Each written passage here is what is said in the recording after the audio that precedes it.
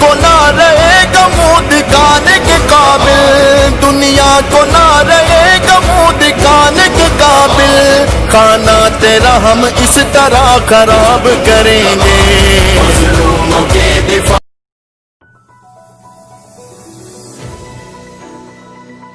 السلام علیکم ورحمۃ اللہ وبرکاتہ۔ ناظرین، استقبال ہے آپ کا اردو نیوز انڈیا میں۔ ناظرین کرام، تبلیغی جماعت کے خلاف ملک میں دائر مقدمات واپس لیے جائیں، جن کو جیلوں میں بند کر کے اذیتیں دی گئی ان کو معقول معاوضہ دیا جائے۔ جمعیت علماء ہند کے جنرل سیکریٹری مولانا محمود مدنی نے تبلیغی جماعت سے متعلق ممبئی ہائی کورٹ کے فیصلے کا خیر مقدم کیا اور کہا کہ عدالت نے حکومت کے برے عزائم کو تشت ذبام کیا ہے۔ عدالت نے کہا کہ CAA کے خلاف مسلمانوں کے مظاہرے کی وجہ سے سرکار کے اندر پیدا کینہ غیر ملکی مہمانوں پر عتاب کا سبب بنا۔ جمعیت علماء ہند کے جنرل سیکریٹری مولانا محمود مدنی نے ممبئی ہائی کورٹ کو ڈویژن بینچ کے ذریعے تبلیغی جماعت سے متعلق کیے گئے فیصلے کا خیر مقدم کیا ہے اور اسے ان سرکاروں کے لیے نصیحت آمیز قرار دیا ہے جو ملک کے وسیع تر مفاد کو نظر انداز کر کے فرقہ پرستوں کی ساز پر رقص کرتی ہے۔ انہوں نے کہا کہ جسٹس TV نالا واڈے اور جسٹس MG سیولکر کی بینچ کا فیصلہ ایک ایسا صاف شفاف آئینہ ہے جس میں مرکزی اور ریاستی حکومتیں اپنا داغدار چہرہ دیکھ سکتی ہیں۔ مولانا مدنی نے کہا کہ عدالت نے اپنے فیصلے میں جن نکات پر روشنی ڈالی ہے ان سے فرقہ پرست اور فاشزم کو مایوسی اور شکست ہوئی ہے اور انصاف کے طلبگاروں کو فتح ملی ہے۔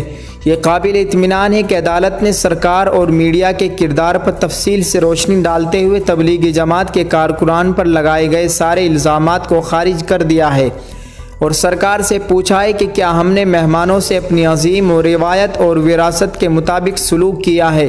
کووڈ-19 کی پیدا شدہ صورتحال میں ہمیں اپنے مہمانوں کے تئیں زیادہ حساس اور زیادہ قابل رحم ہونا چاہیے تھا، لیکن ہم نے ان کی مدد کرنے کے بجائے ان کو جیلوں کے اندر بند کر دیا اور ان پر سفری قانون کے خلاف ورزی اور بیماری پھیلانے کا الزام تھوپ دیا۔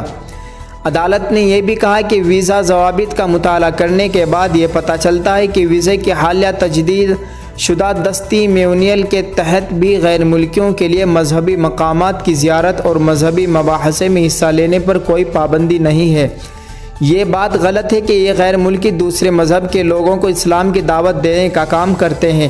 عدالت نے میڈیا کے کردار پر سوال اٹھاتے ہوئے کہا کہ پرنٹ اور الیکٹرانک میڈیا نے ان غیر ملکیوں کے خلاف بہت بڑا پروپیگنڈا کھڑا کیا۔ یہی لوگ بھارت میں کرونا وائرس پھیلانے کے ذمہ دار ہیں اور اس طرح سے ان کو اذیتوں میں مبتلا کرنے کی کوشش کی گئی۔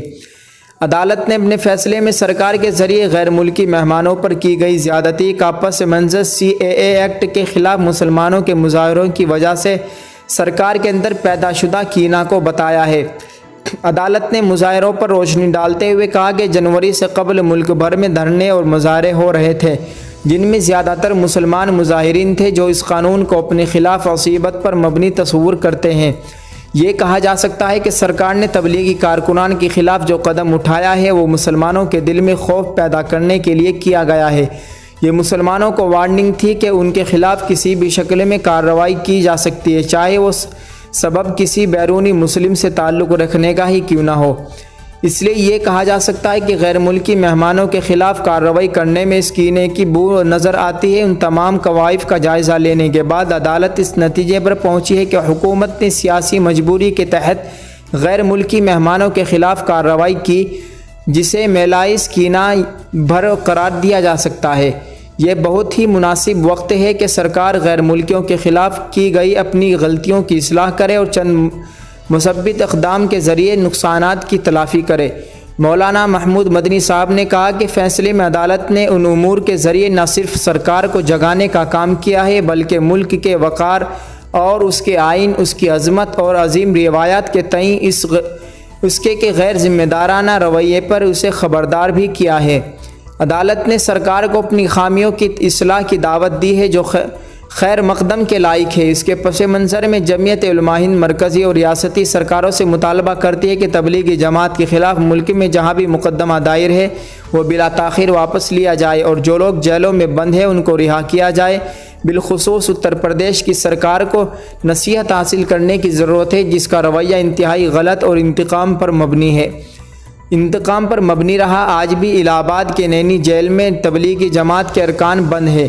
جمعیت علماء ہند ان سب کی رہائی کا مطالبہ کرتی ہے، اور جو لوگ طویل عرصے تک قید میں بند رکھے گئے، ان کو ذہنی اذیتیں دی گئی، ان کے لیے معقول معاوضے کا بندوبست کیا جائے۔